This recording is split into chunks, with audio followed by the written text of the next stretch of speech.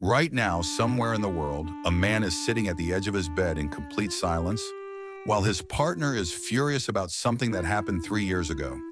He's being told he doesn't care. He's apologizing for things he never actually did. He's losing an argument about his own feelings, and he still can't understand how the fight even started. Maybe you know that feeling. A tiny conversation about dishes, a delayed reply, a small mistake, suddenly turns into a storm. Before you blink, it jumps to her mother, then something from 2019, then your tone, then your past flaws, and somehow you end up apologizing for how she feels, not for anything you actually did. And when men finally whisper, "I'm done, I can't do this anymore," the world acts shocked. Where have all the good men gone? They didn't vanish. They didn't stop caring. They simply checked out, quietly, calmly, logically, after realizing the emotional game they were playing wasn't being played on equal rules. In this video, we're going to break that silence. We'll uncover the hidden patterns men experience, the quiet psychological pressure no one talks about, and how you can protect your peace and your identity. Without bitterness, without blame, and without turning against anyone. But first, a simple test. Think back to your last serious argument. When it was over, could you clearly explain what you were actually arguing about? If the answer is no, then this video is for you. Section 1, the argument that was never about the argument. Here's the truth men learn the hard way. You think you're arguing about dishes, or a forgotten text, or a comment taken the wrong way. But the moment the conversation begins, you realize the topic is shifting faster than you can track. It starts with the present, then jumps backward, then sideways, then into feelings you didn't even know existed. This isn't normal disagreement. This is topic stacking, a toxic conflict tactic where one issue becomes 20 and the original point gets buried under emotional debris. You try to explain, you try to stay calm, you try to stick to the facts, but emotion doesn't follow logic. Emotion pushes forward like a wildfire. Before you know it, the original issue no longer matters. Now you're defending your character, your intentions, your entire identity. By the end, you're apologizing for how someone else feels, even though you didn't cause the feeling. That confusion you feel, that fog, that sense that you're losing a fight you didn't start, that's not an accident. That's chaotic communication, a pattern used by emotionally volatile partners to keep control of the narrative. And once you recognize it, you see how common it is. Section 2, emotional chaos, disguised as communication. Every man has experienced this moment. You bring up a valid point, something calm, reasonable, something that truly needs to be discussed. But the moment accountability enters the room, the emotional intensity erupts. Not after, not before. Exactly when accountability arrives. Suddenly the tears show up, the anger spikes, the confusion begins, the story changes, the topic jumps, the volume rises, the blame shifts, and just like that, your valid point is gone. Not defeated, not resolved, just drowned. This is what psychologists call emotional disruption, using intense emotion to derail clarity. Emotion becomes a weapon, not a language. Men fall for it every time because we're conditioned to believe tears mean pain, anger means hurt, emotion means truth. But in toxic conflict patterns, emotion isn't truth. Emotion is tactical noise.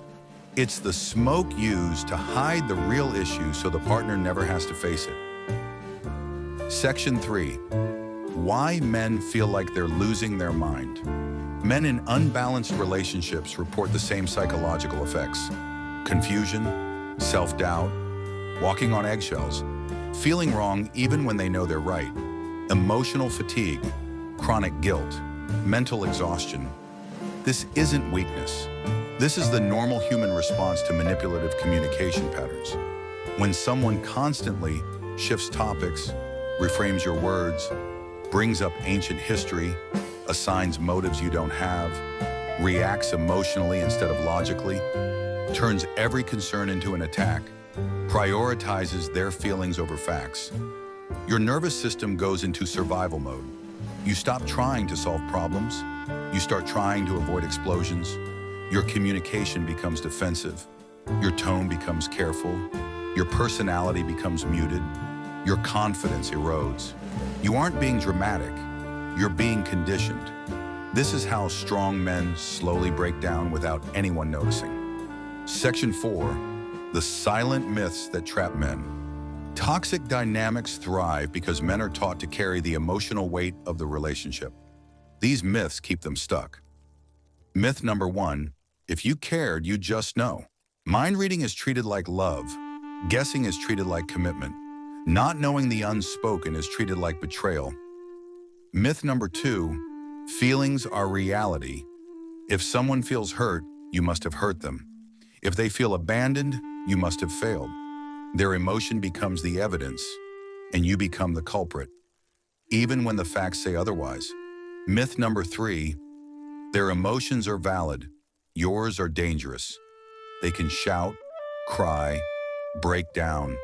You raise your voice once, now you are the problem.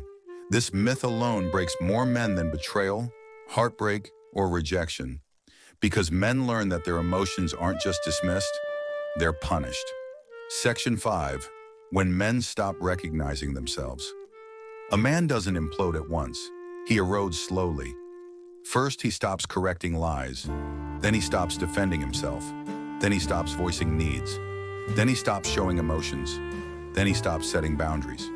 He becomes a quieter version of himself, a smaller version, a careful version, a cautious version, and it happens because he learned every expression of his humanity comes with consequences. This is how strong men turn into shadows, not because they're weak, but because they're overwhelmed. Section 6, the awakening. Then one day, usually in silence, something clicks. A man finally sees the pattern clearly. He sees how every conversation ends with him apologizing. He sees how every disagreement ends with him doubting himself. He sees how every emotional outburst ends with him comforting the person who caused it. And he asks the question that changes everything. Why am I carrying all of this alone? This is the moment men wake up, not with anger, but with clarity. Clarity is the antidote to chaos. Clarity is the death of manipulation. Clarity is what breaks the cycle. And once a man sees the truth, he can't unsee it. Section 7. Why men are walking away. Men today aren't giving up. They're calculating the cost. They're realizing peace is priceless. Emotional stability is essential. Their mental health matters. Their feelings matter. Their identity matters. Their life matters. Men aren't afraid of commitment. They're afraid of losing themselves. Men aren't avoiding love. They're avoiding emotional chaos. Men aren't rejecting relationships. They're rejecting imbalance. For the first time in history, men have the freedom to choose peace over duty, and they're choosing it, not bitterly, not violently, not loudly, calmly, logically, silently. Men aren't leaving because they hate anyone. They're leaving because they finally love themselves more than the chaos around them. They've spent years carrying two emotional worlds. Years apologizing for storms they didn't start. Years losing themselves piece by piece just to keep someone else comfortable. Now they're waking up to a radical truth. Peace isn't a luxury, it's a necessity. And once a man tastes peace, once he experiences a life where he isn't walking on eggshells, he never goes back. Walking away isn't weakness, it's wisdom. It's the moment a man chooses clarity over confusion, self-respect over guilt, identity over pressure, and peace over survival. This isn't the downfall of relationships. This is the evolution of men.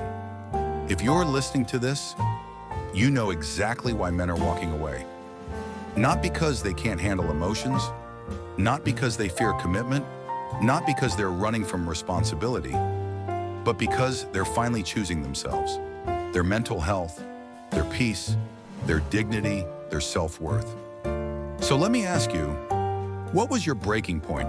What was the moment you realized the cost was higher than the reward? Share your story in the comments.